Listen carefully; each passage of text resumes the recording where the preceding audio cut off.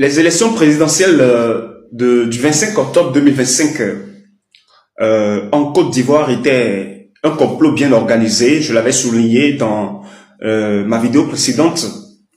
Un complot bien orchestré contre mon peuple. Oui, contre le peuple de Dieu. Contre le peuple de la Côte d'Ivoire.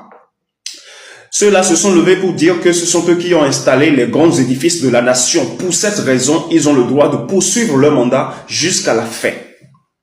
Et le président de la République de Côte d'Ivoire, que nous appelons Alassane Dramane Ouattara, je pense que maintenant, là où nous sommes, il faut que tu rendes compte de tout ce que tu as fait.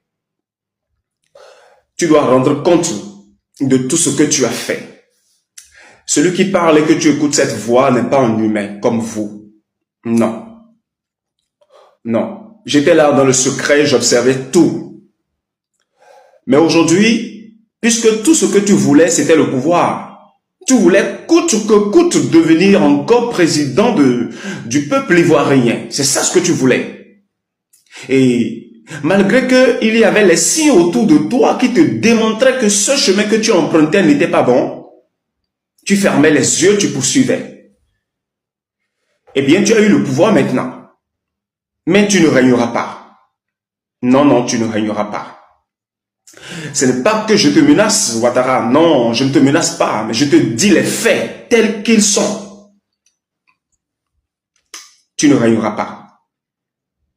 Pour une seule raison. Parce qu'aujourd'hui, ce peuple sur lequel tu es en train de régner, son véritable maître est paru. Son véritable maître est déjà là. Son véritable maître,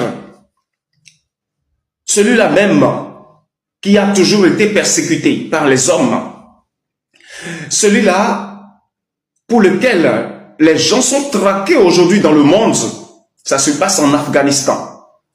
Oui, ça se passe au Nigeria, ça se passe au Maroc, ça se passe en Égypte, pour ne pas parler de la Libye.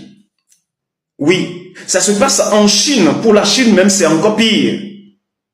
Celui-là même pour lequel les gens se lèvent les matins et disent, les dimanches matins surtout, et disent, je m'en vais l'adorer. Et retournent dans leur maison avec une joie. Celui-là même dont certaines personnes se disent serviteurs et se lèvent pour aller prêcher sa parole un peu partout.